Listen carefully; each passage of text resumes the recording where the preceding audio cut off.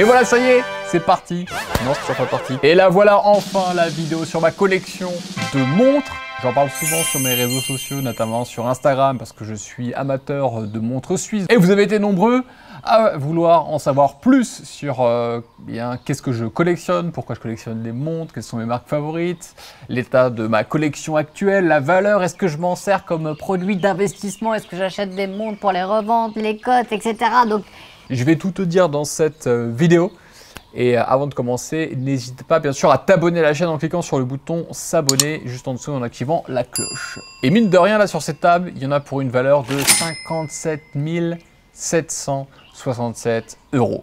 Et on va aller ouvrir chacune de ces boîtes. Et je vais t'expliquer pourquoi j'ai investi dans ces montres, ou plutôt pourquoi j'ai acheté ces montres, parce que je sais que le terme investir en horlogerie peut agacer certains passionnés, certains puristes. Mais on va aller unboxer tout ça, c'est un multiple unboxing. Avant de commencer, petit avertissement, petit disclaimer, si tu n'es pas à l'aise avec l'argent ou le fait que des personnes puissent être des collectionneurs passionnés, ça peut être de voitures, ça peut être de montres, ça peut être de sacs, de cigares, d'art, de vin, de ce que tu veux, eh bien tu ne risques de pas apprécier cette vidéo à sa juste valeur. Je ne fais pas cette vidéo pour créer des polémiques ou étaler ma richesse, mais pour te partager une passion, ma passion horlogère. Et si au contraire, tu n'as aucune charge négative liée à l'argent et que tu es curieux de tout, alors tu peux regarder paisiblement cette vidéo. De toute façon, pour l'aspect à l'argent ici, c'est quand même une chaîne d'entrepreneuriat, de business. Je parle énormément d'argent, c'est quelque chose de tout à fait normal. Mais si tu tombes sur cette vidéo par hasard et que tu ne me connais pas encore parce que tu as fait des recherches sur des montres ou le domaine horloger, sache qu'ici on parle business, entrepreneuriat et que l'idée c'est pas de dire je possède tant et tant parce que finalement c'est une petite collection à l'image de certains qui ont des collections incroyables, mais c'est juste pour te partager des belles images, des belles montres, des belles mécaniques parce que j'aime ça et que ça me fait plaisir. Ce qu'on va voir dans cette vidéo, alors en première partie on va voir pourquoi je collectionne les montres, ensuite quel est l'état de ma collection actuelle et sa valeur, troisième partie est-ce que l'horlogerie de luxe peut être considérée comme un investissement et si oui comment faire, et enfin mes recommandations pour acheter ta première montre suisse, montre de luxe, si tel est ton souhait. Alors avant d'unboxer tout ça, pourquoi est-ce que je collectionne des montres, C'est une question qu'on peut tout simplement se poser. Moi je fais cette vidéo pour te partager une passion horlogère, car je suis collectionneur depuis maintenant 2013, et je trouve ce milieu absolument passionnant. D'ailleurs, comme je te l'ai expliqué dans une vidéo sur mes péchés mignons, j'adore regarder par exemple les vidéos de montres sur YouTube, les vidéos d'unboxing où on ouvre la boîte, on découvre, on décrit, etc. J'adore essayer des montres, j'adore discuter de montres avec mes amis, j'adore aller dans les boutiques de distributeurs de marques que j'affectionne particulièrement et qui font partie aussi de ces montres que j'ai ici sur la table. Parce que en fait ça touche à la fois à la technique industrielle, à l'art, à l'élégance, au savoir-vivre, et ce sont des valeurs qui me parlent énormément. Tu sais, avant d'être mentor dans le business, j'étais aussi coach et relooker à Paris quand j'habitais donc à Paris dans le 1er arrondissement, et j'habillais des hommes. J'adorais ça en fait, découvrir les dernières nouveautés, les derniers accessoires, les créateurs de mode, etc. etc. Et c'est aussi donc si on retrouve dans le milieu horloger avec des valeurs encore plus intemporelles, avec aussi un impact sur l'histoire, comme on va le voir à travers ces montres-là qui ont contribué aussi à d'autres milieux comme le milieu militaire, aérospatial, etc. Donc c'est très fort, c'est très chargé d'histoire. Et ce sont des valeurs qui me parlent et j'aime en apprendre tous les jours là-dessus. J'aime aussi l'idée de patrimoine qui se cache derrière tout ça et que ces montres vont me survivre. Elles seront portées par mes enfants et mes petits-enfants, mes arrière-petits-enfants peut-être, à une époque où en fait on est dans une époque d'obsolescence programmée, où il y a un iPhone qui sort tous les ans. Alors qu'ici on est sur de la mécanique, on est sur du vrai, du robuste, quelque chose qui tient dans la durée, qui est fiable, qui traverse les époques et qui inspire même les époques. Ce qu'on va voir notamment un modèle spécial de montre qui est certainement la montre la plus plagiée, la plus copiée et celle qui a en termes de design apporté énormément. Et j'aime ce côté, cet héritage. Et pour finir donc sur ce point, il y a vraiment des valeurs d'histoire et d'héritage qui me plaisent beaucoup, qu'on ne retrouve pas ailleurs. Comme je citais le dernier iPhone, le dernier MacBook ou les dernières fringues à la mode, tout ça ne résiste pas aux décennies et même aux centenaires qu'on peut avoir pour ce genre d'objet, et qui est puissant et qui en augmente d'ailleurs la valeur intrinsèque. Autre chose aussi à savoir, et c'est important, moi je ne suis pas un expert ni un professionnel du milieu, je suis un simple amateur en apprentissage, donc je continue à apprendre. Et si je commets des erreurs de vocabulaire, technique ou historique, merci de m'excuser par avance et de m'apporter tes lumières et tes corrections dans les commentaires ci-dessous avec bienveillance. Ça m'arrangera. Et donc ce sera une contribution tout à fait amatrice de ma part. Alors on va commencer maintenant l'unboxing. Quel est l'état de ma collection de montres actuelle et sa valeur? Et je vais commencer par la première montre suisse de luxe, on peut dire, que j'ai achetée en 2013. Et il s'agit donc de la manufacture Panerai, la marque Panerai, avec un modèle assez spécial, hein, avec un design, une signature qui peut en étonner plus d'un. J'ai eu un coup de cœur par rapport à cette montre parce que j'aime bien ce côté très atypique et j'aime bien aussi l'histoire chargée de cette marque qui est italienne en fait d'origine et qui est produite en Suisse. Je vais te montrer tout ça en détail avec des illustrations. Donc on commence avec donc, cette Panerai Luminor Marina référence PAM 111. J'ouvre la boîte. Donc, tu me pardonneras si ça prend un petit peu la poussière, c'est un peu un attrape-poussière ce truc là. On a la montre qui est ici avec un bracelet qu'on peut changer, qui est en caoutchouc, et les instruments pour dévisser et changer les bracelets simplement. Alors cette montre, elle est atypique, elle a un design très fort, comme je te l'expliquais. C'est une montre qui a mouvement mécanique à remontage manuel. Donc un mouvement mécanique, c'est qu'il n'y a pas de pile hein, pour ceux qui débarquent.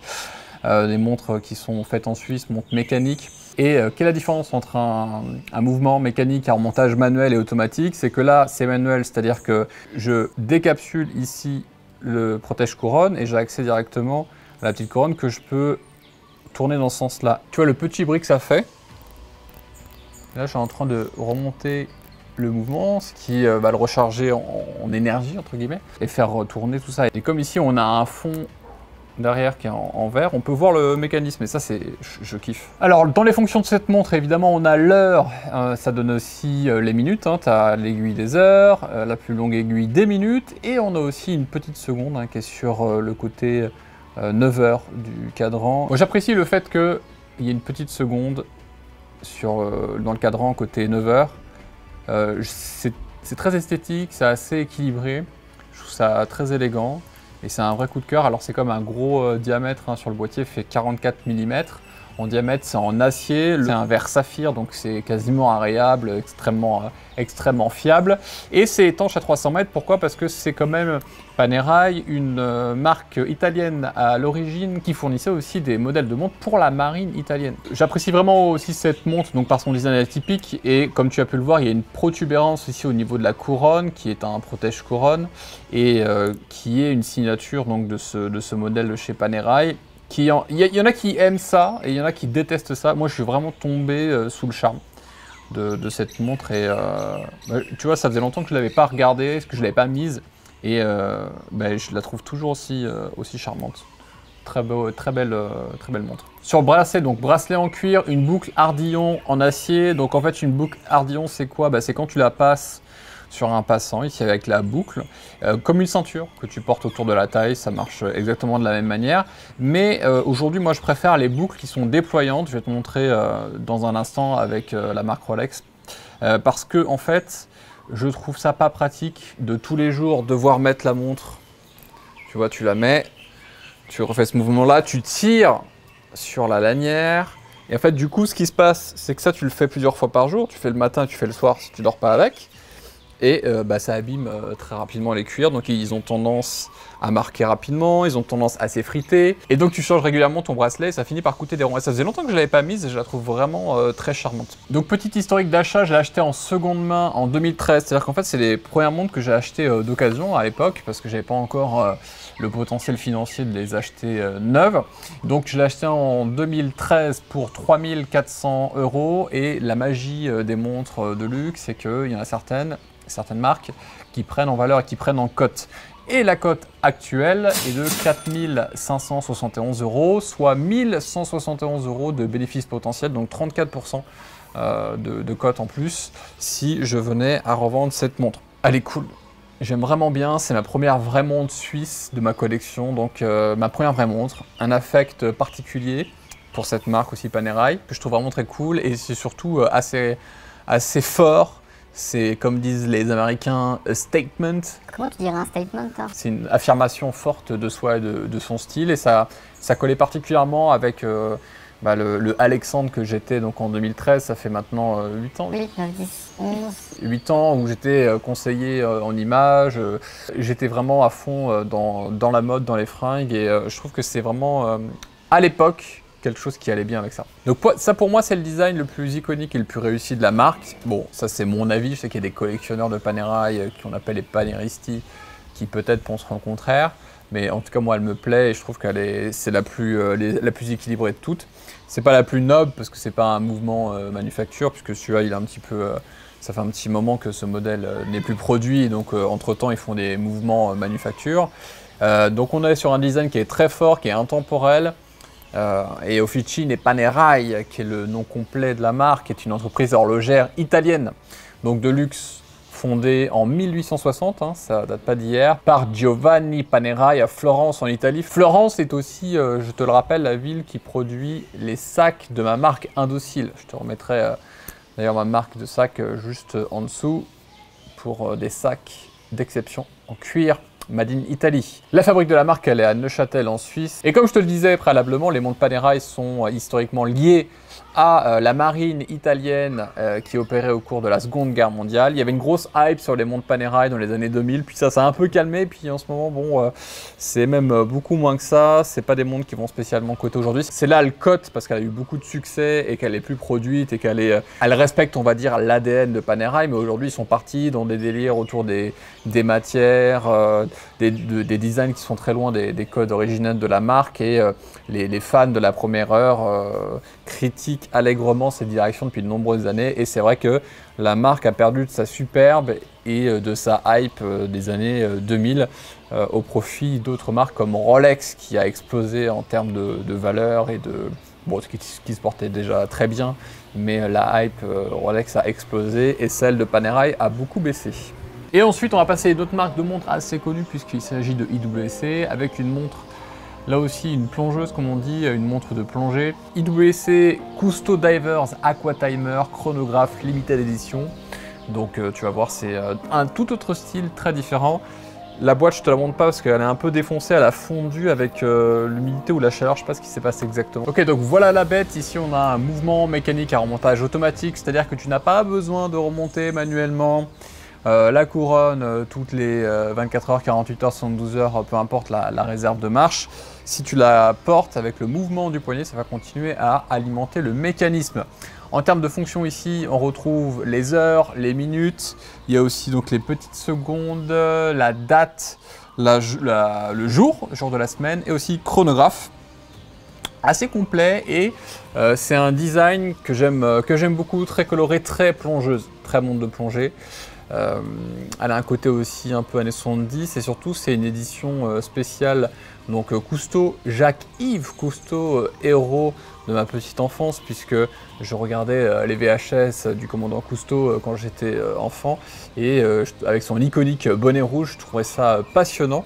Et quand j'avais appris en m'intéressant à IWC et puis aux autres marques horlogères que IWC faisait des partenariats et faisait des éditions Cousteau pour cette montre Aquatimer, j'ai été sous le charme. Surtout de cette référence-là, je la trouve assez vintage. Elle me plaît beaucoup. Les nouvelles montres Aquatimer sont plus modernes, plus massives. J'avais la possibilité aussi d'acheter ces modèles-là, mais vraiment j'ai eu un coup de cœur sur cette variante, je crois, du début des années 2000 aussi. Donc là aussi, on est sur un boîtier de 44 mm, hein, au début des années 2000, mi-2010, c'était assez à la mode, les gros diamètres. Maintenant, on est retourné autour de 40 et descend en dessous de 40, enfin ça dépend, après tu me diras des marques, mais c'est vrai que c'était du gros à l'époque.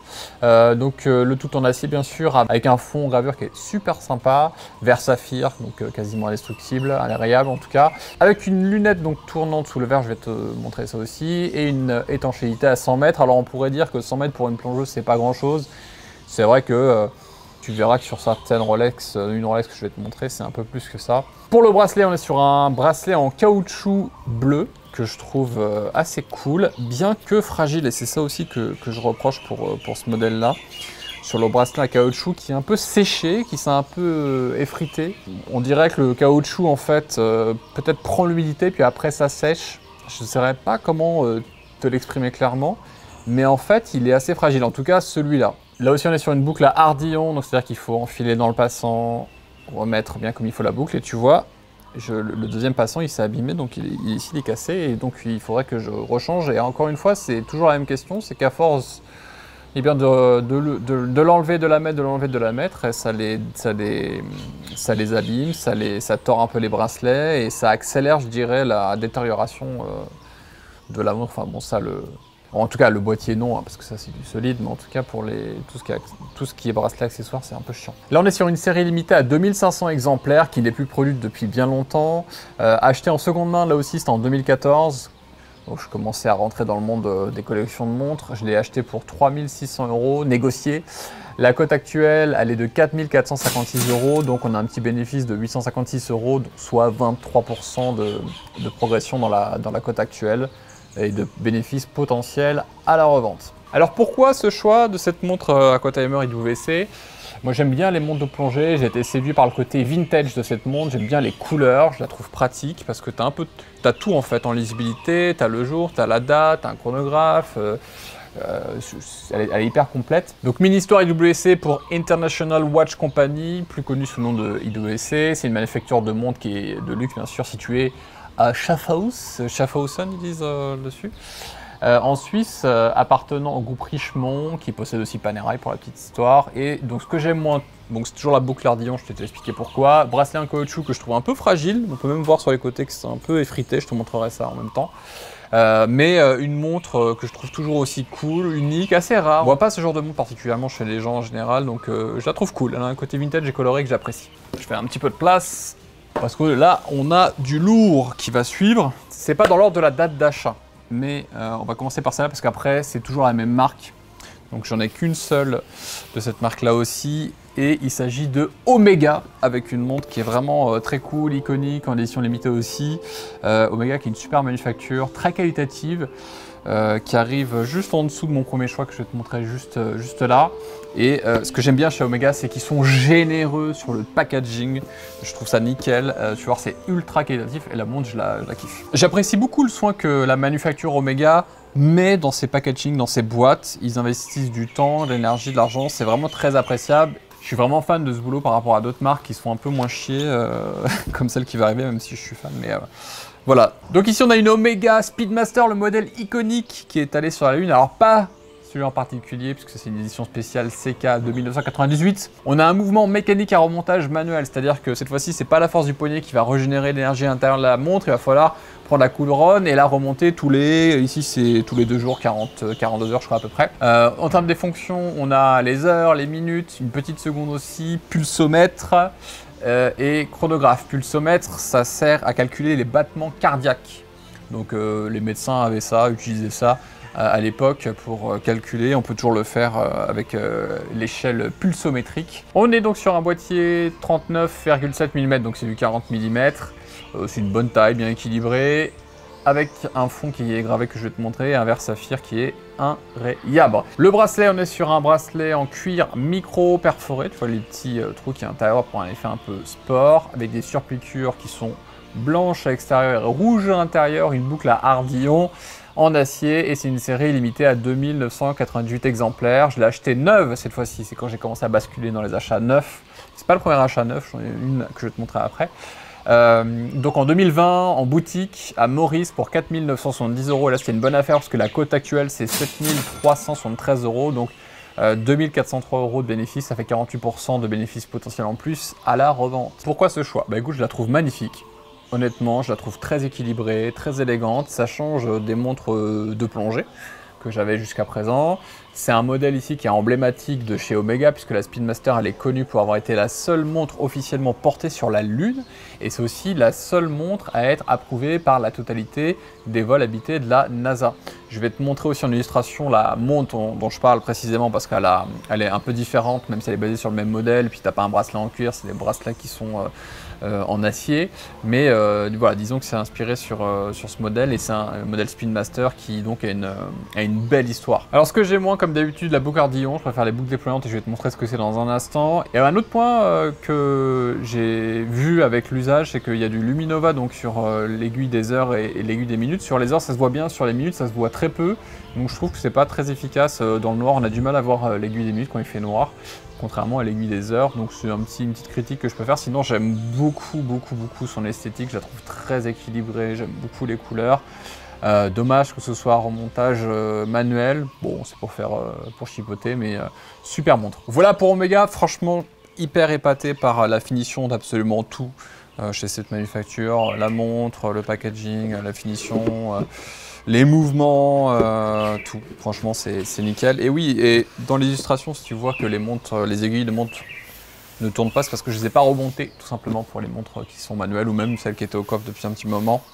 C'est vrai que j'ai pas pris le temps de toutes les remonter pour te montrer les images en illustration. Et maintenant on arrive sur la dernière partie de cette vidéo unboxing avec ma marque favorite, ma manufacture favorite, la manufacture à la couronne Rolex. Donc ça a été la première montre que j'ai achetée neuve, c'était donc Rolex. Packaging beaucoup plus simple, néanmoins efficace, mais c'est vrai que quand tu vois ce que fait Omega, tu te dis bon Rolex ils se foutent un peu de notre gueule. Mais j'aime bien ces petites boîtes vertes, honnêtement c'est un petit kiff. Alors, là on est sur un modèle très recherché, très élégant, très joli, très sport, je kiffe. Donc c'est la Rolex Submariner Date ou Date, référence 116-610 LV, LV pour lunettes vertes. Donc c'est une montre de plongée là encore, hein, tu as vu, j'ai beaucoup de montres de plongée au final, avec un mouvement mécanique à remontage automatique. Donc tu n'as pas besoin de la remonter tous les 2 jours ou tous les 3 jours si tu la portes dans ton poignet, puisque la force du poignet va la nourrir en énergie et à l'intérieur on va pas aller dans le détail des mouvements expliqués, mais en gros ça va alimenter avec la force du poignet le mouvement. Et tu verras que sur le cadran il y a écrit donc Rolex Oyster Perpetual, donc Oyster comme huître parce que c'est une montre qui est étanche et Rolex a sorti la première montre de poignet étanche, et Perpetual parce que c'est une montre à remontage automatique. En termes de fonction, on a l'heure, les minutes, les secondes, donc 3 aiguilles au milieu, et on a la date, donc c'est un guichet à date avec un verre cyclope qui a pour effet d'agrandir la date et de la lire extrêmement bien avec une superbe lisibilité. Il y en a qui aiment et il y en a qui détestent le cyclope, moi j'adore ça. Boîtier de 40 mm en acier, verre saphir invariable, une lunette ici qui est en céramique, c'est extrêmement résistant, qui est tournante, unidirectionnelle. Pourquoi unidirectionnelle? Parce que quand tu pars en plongée et que tu tournes la lunette à l'heure, donc aux minutes auxquelles tu passes, ça permet de ne pas tourner la lunette de l'autre côté, de plus savoir quand est-ce que tu es parti. Donc c'est embêtant de se retrouver en plongée et d'avoir perdu l'heure à laquelle tu es parti en plongée. Ça peut te mettre en sérieux danger quand tu plonges. Donc voilà pourquoi elle va que dans une direction, elle se bloque dans l'autre direction. On est sur une montre de plongée, donc une montre qui est étanche à 300 mètres. Donc ça évidemment c'est ultra fiable, il faut bien fermer bien sûr la couronne, sinon l'eau peut s'infiltrer, mais ça c'est du waterproof, shockproof, tout ce que tu veux. J'ai fait plein de choses avec, elle est toujours nickel. Et on est enfin sur le fameux bracelet donc en acier, mais en boucle déployante. Alors qu'est-ce qu'il y a de si utile, ce qui est si plaisant en boucle déployante? Bah je te montre. Tu vois ta montre? Voilà, c'est réglé. Et tu l'abîmes pas avec ton cuir ou avec tes boucles à tirer dessus à chaque fois. Je trouve ça hyper pratique, j'adore les boucles déployantes. Quand j'ai acheté cette montre, après la Panerai et WC, c'était ça la bonne date, le bon ordre pardon, et bien je me suis dit mais comment j'ai fait pour vivre sans? C'est extrêmement pratique, c'est top. Donc je l'ai acheté neuve en boutique en 2015. En 2015, il n'y avait pas autant de hype pour cette montre-là, parce qu'aujourd'hui, elle est totalement introuvable. Toutes les montres de sport chez Rolex, et même de toute façon certaines montres comme les Datejust qu'on va voir juste après, etc., sont difficilement trouvables chez Rolex. Il y a tout simplement une demande qui est beaucoup plus haute que l'offre, et en plus, l'offre est gérée de façon un peu bizarre, ce qui fait qu'il y a une émergence d'un marché parallèle. Je vais t'en parler dans un instant. Donc à l'époque, je l'avais même négocié, parce que j'avais acheté déjà la Panerai et l'IWC chez le même revendeur, et là, celle-là était neuve. Je l'ai acheté 7 400 €, donc prix négocié. La cote actuelle, accroche-toi bien, est de 18 028 €, donc ça fait 10 628 € de bénéfice potentiel, donc 143% donc de bénéfices sur potentielle revente, montre que je ne revends pas parce que j'en suis absolument fan. Alors pourquoi ce choix en 2015? C'est simple, hein, la Submariner c'est une montre ultra iconique de chez Rolex, c'est certainement la montre la plus copiée du monde, c'est celle qui a inspiré beaucoup d'autres montres et beaucoup de fausses montres aussi malheureusement. C'est en plus ce modèle qui a lunettes et fond vert qui reprend le modèle du 50e anniversaire qui était avec une lunette verte et un fond noir. Une nouvelle version qui a été produite au début des années 2010, me semble-t-il, et c'est tout simplement magnifique. J'ai un coup de cœur sur ce modèle, je me souviens quand je lisais un magazine en 2013, je me suis dit, si je pouvais m'offrir cette montre un jour, ce serait génial. Donc voilà, c'était vraiment un objectif et un cadeau que je me suis fait. Et j'en suis toujours très heureux, surtout quand je vois la cote actuelle. Alors Rolex, c'est ma maison horlogère préférée et son histoire est vraiment très importante dans le milieu, puisque Rolex a été fondé donc en 1905 par Hans Wilsdorf, avec un chiffre d'affaires de 4,9 milliards de francs suisses en 2015, beaucoup plus aujourd'hui, puisque ça explose notamment avec les réseaux sociaux. Et donc elle est la première marque mondiale de montres, aujourd'hui de luxe, devant Omega, qui fait partie du groupe Swatch, et Breitling. Alors pourquoi c'est historique Rolex? Parce que c'est la première montre étanche de l'histoire, montre de poignet. C'est la première montre aussi avec un guichet date de l'histoire. Et c'est que des montres iconiques Rolex. C'est la Submariner, c'est la Datejust, c'est la Daytona, c'est la Day-Date, c'est la GMT Master 2, c'est l'Explorer, enfin bref, c'est que des montres ultra iconiques. Alors par contre, il y a des choses que j'aime moins dans cette marque. Le premier point, et ça, on pouvait plus ou moins s'y attendre, mais c'est de plus pouvoir porter ce genre de montre dans des grandes villes en France, comme à Paris par exemple. Il y a beaucoup d'agressions et de vols de montres de luxe à Paris et dans d'autres villes, qui fait que porter aujourd'hui une montre comme ça dans le métro, je pense que tu tiens une demi-après-midi et après tu te fais clairement agresser. Donc ça c'est triste, mais voilà, donc ici à Maurice, je peux porter ça en toute décontraction, ça pose aucun problème. Un autre point aussi que j'apprécie moins, c'est que l'image de Rolex en France est pas terrible par le grand public, on va dire. Merci à Jacques Séguéla et Nicolas Sarkozy d'y avoir peut-être contribué. Comment peut-on reprocher à un président d'avoir une Rolex? Une Rolex, enfin, que tout le monde a une Rolex. Si à 50 ans on n'a pas une Rolex, on a quand même raté sa vie. Alors qu'en fait, c'est une maison qui a énormément contribué, qui continue à contribuer à l'horlogerie suisse et à l'horlogerie d'un point de vue mondial. C'est une montre qui est hyper bien finie, que je kiffe d'ailleurs en termes de finition. Il y a des gens qui critiquent Rolex en disant oui, par rapport au prix, c'est pas à la hauteur de d'autres maisons beaucoup plus prestigieuses, etc. Je suis pas tout à fait d'accord pour avoir des montres de plusieurs manufactures comme tu l'as vu, Panerai, WC, Omega, etc. Je trouve au contraire que Rolex est parti du top en termes de finition, top du panier. Moi, je suis un grand fan et depuis que j'ai acheté chez Rolex, j'achète pratiquement plus que chez Rolex. Alors évidemment, on va pas s'arrêter en si bon chemin. Moi, Rolex, je te l'ai dit, c'est ma marque préférée. J'en ai 3.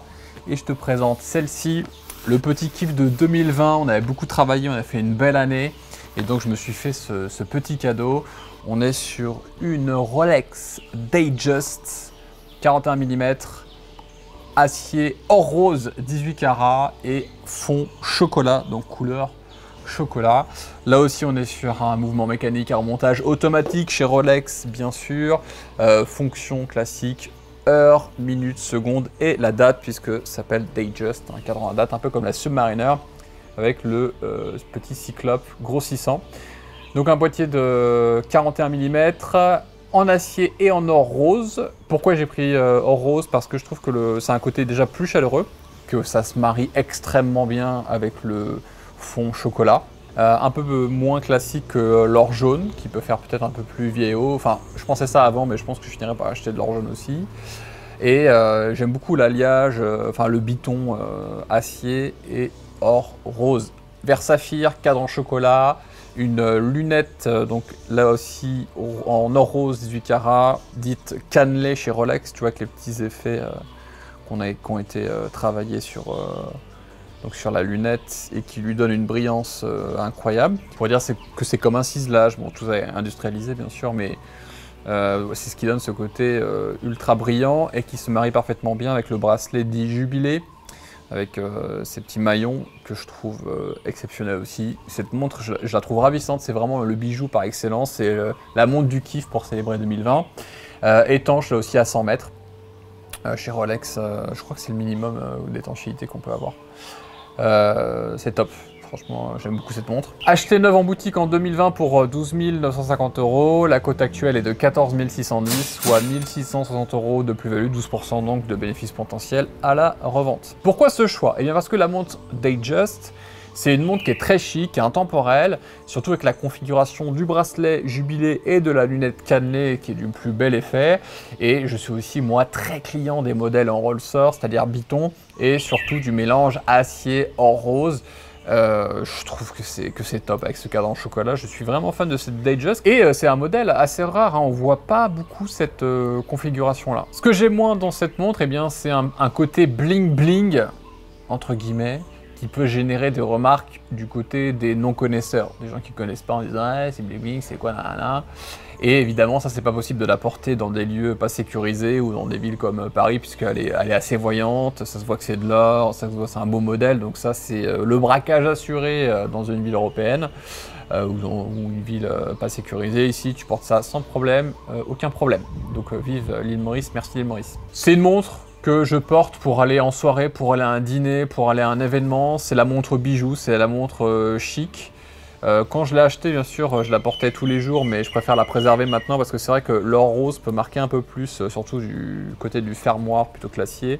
Mais une vraie réussite, hein, au niveau des proportions, au niveau des finitions, des métaux. La Rolex, enfin, c'est génial. Et encore, c'est juste une Datejust, hein. Il y a d'autres montres Rolex comme des Date, ou même la Daytona, qui sont plus compliquées entre guillemets, mais je la trouve extrêmement chic. Je suis vraiment fan, mais là, je me dis Rolex c'est vraiment incomparable, parce que même si j'aime beaucoup les montres que je t'ai présentées auparavant, t'as pas ce supplément d'âme, ce truc qu'on a chez Rolex uniquement, en tout cas c'est ce que je ressens.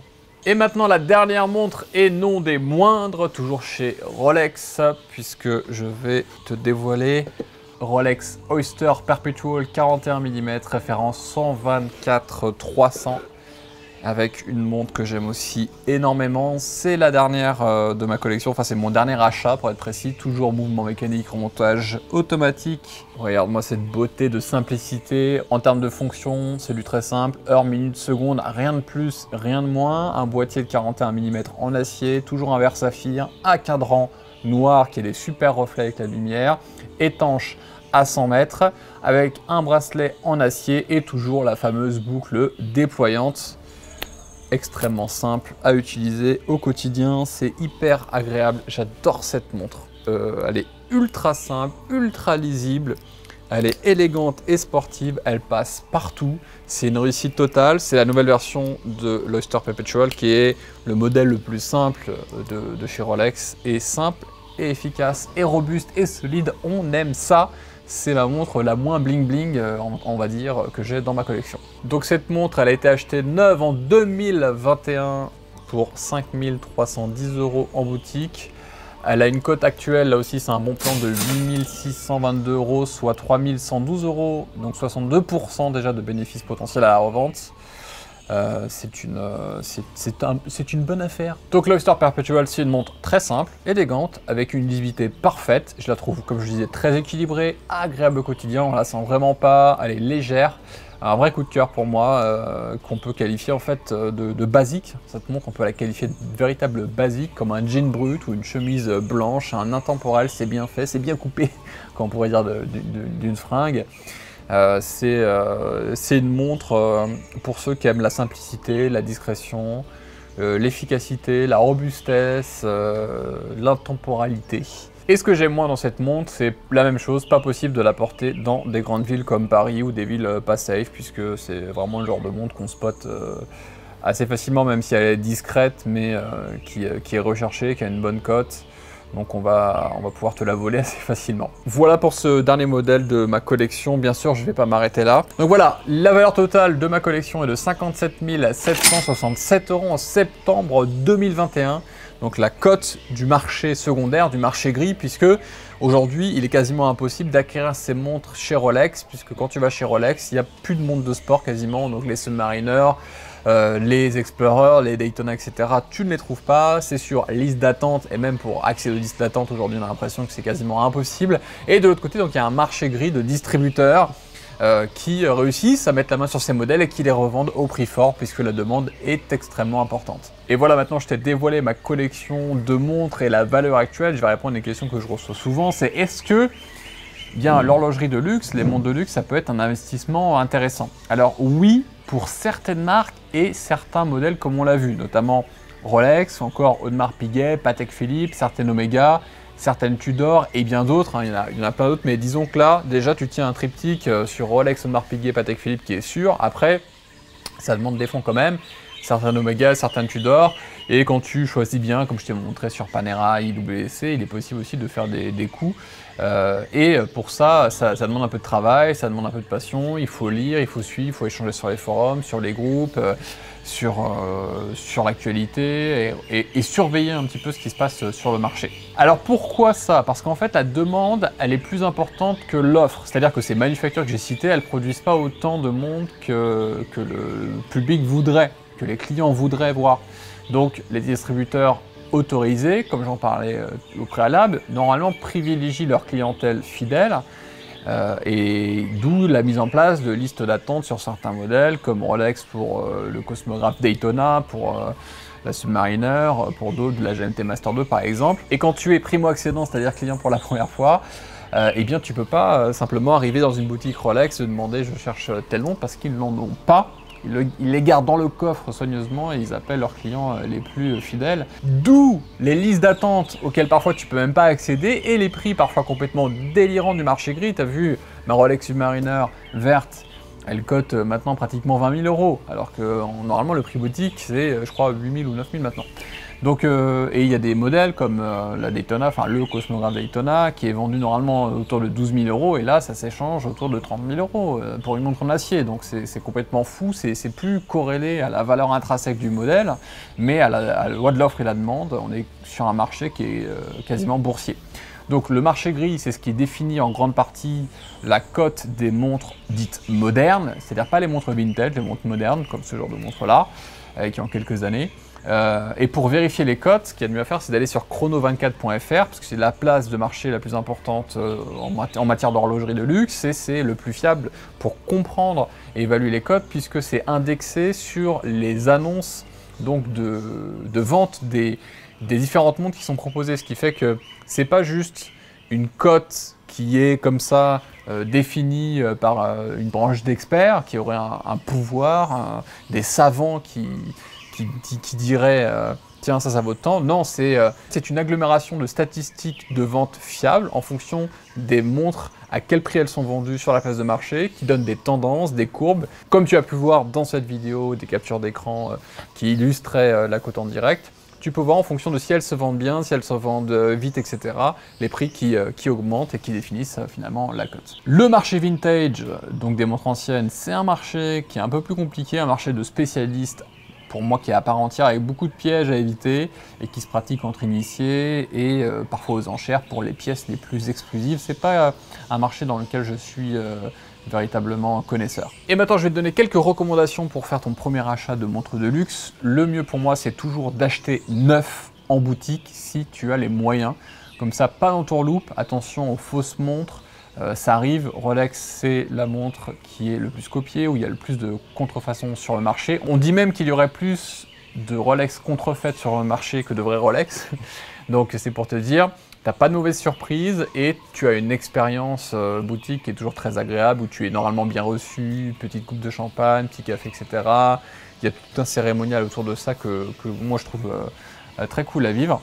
Si tu veux commencer par acheter Rolex ou Audemars Piguet ou même Patek Philippe, alors si c'est un premier achat, seule l'occasion sera possible ou le marché gris pour commencer, mais ça va demander pas mal de sous puisque comme tu as pu le voir, on aura des prix qui sont 20%, 30%, 100%, 200% plus chers que le prix normal catalogue auquel tu ne peux pas accéder si tu n'es pas encore client fidèle dans une boutique agréée, autorisé en particulier, puisque on arrive au point où en fait pour acheter des montres de luxe, en tout cas des marques que je viens de citer, il faut avoir noué une relation avec le distributeur agréé qui, parce que tu as acheté des montres pour femmes ou des montres d'autres modèles qui sont un peu moins cotées, va te mettre en priorité sur les montres qui elles ont de la cote. Donc tu ne rêves pas, il faut séduire, draguer son distributeur pour acheter des montres de luxe. On en est là, c'est le comble du luxe quoi. Moi j'ai réussi à avoir la Submariner verte par exemple, parce qu'à l'époque c'était pas encore aussi bien recherché que ça, on pouvait les trouver en boutique dans la rue à Paris, ce qui est plus du tout le cas aujourd'hui. Donc si tu fais ça uniquement pour le côté investissement, alors il faut être capable d'allouer pas mal de cash et d'attendre plusieurs années pour faire des gains, entre 5 et 10 ans sur certains modèles, en fonction des marques bien sûr. Donc il faut accepter l'idée de monopoliser du cash, les mettre au coffre ou ailleurs, et d'attendre et surtout d'avoir parié sur le bon cheval. Et on n'est pas à l'abri d'une bulle s'il y a une marque comme Rolex qui change sa politique de distribution et qui empêche justement la monopolisation du marché par les entrepreneurs, les boutiques en gris, par les distributeurs en gris, et qui changerait la règle du jeu et qui ferait éclater tout simplement cette bulle par rapport à un déséquilibre de l'offre et de la demande. On n'aurait plus cette frénésie sans cesse de grimper au niveau des prix. Donc moi personnellement la cote, eh bien c'est la cerise sur le gâteau, qui rend le plaisir horloger encore plus agréable par rapport à l'achat d'une supercar par exemple, d'une super voiture exotique, Maserati, Lamborghini et autres, sauf modèle particulier vintage. Qui est un loisir largement plus coûteux, voire déficitaire, parce que quand tu achètes une voiture neuve à ce prix-là, tu sors du garage, tu as déjà perdu 20%, 30%. Après, ça dépend de certains modèles, bien sûr, mais l'entretien, l'assurance, etc., ça va coûter une tonne, alors que, bien sûr, il faut réviser ces montres de temps en temps, mais la valeur qu'elles prennent est exponentielle par rapport à ce que ça va te coûter. Donc, c'est quand même un loisir et un investissement beaucoup moins ingrat que l'achat de supercar par exemple, puisque tu gagnes plus d'argent que tu n'en perds. Et si tu commences à collectionner, bien sûr, pense au coffre-fort ou au coffre en banque, c'est ce que je fais quand je voyage par exemple, ou comme ça je laisse pas tout traîner chez moi. Et voilà en guise de conclusion, donc c'est un tout petit tour d'horizon simplement du sujet. Il y a plein de choses que j'ai pas dites sur chacune des montres, j'aurais pu donner bien plus de détails. Donc voilà, si tu me le dis en commentaire, bah, c'est normal. J'ai beaucoup plus de choses à dire, mais l'idée c'était d'être synthétique et de partager une introduction un peu de ma passion et puis te montrer un peu les cotes. C'est assez marrant de voir qu'on gagne de l'argent avec ce genre de produit. Donc n'hésite pas à me dire ce que tu en penses dans les commentaires, à liker et à t'abonner à la chaîne. Et si tu débarques sur cette chaîne parce que tu as fait une recherche sur les montres, sache que je gagne ma vie sur internet grâce à mes business en ligne. C'est ce qui me permet d'investir notamment dans les montres et d'assouvir ma passion. Et si tu veux toi aussi être libre et indépendant grâce à un business en ligne, eh bien j'accompagne sur ce sujet avec mon équipe de mentors. Si tu veux lancer ou scaler ton business, tu peux prendre un entretien téléphonique avec mon équipe, c'est en fiche là-haut ou en description juste en bas, et aussi une conférence gratuite qui te dévoile comment lancer un business en ligne ou comment scaler ton business. N'hésite pas à me dire ce que tu as pensé de tout ça et quelle est ta montre préférée dans ma collection et pourquoi. Je te remercie et je te dis à très bientôt dans une prochaine vidéo. Ah oui, et si tu veux d'autres vidéos du genre, n'hésite pas à me dire, plus de vidéos sur les montres ou sur d'autres choses que je peux faire dans ma vie qui sont un peu hors cadre business pur. N'hésite pas à me le dire aussi juste en dessous. Je te remercie, je te dis à très bientôt. Ciao.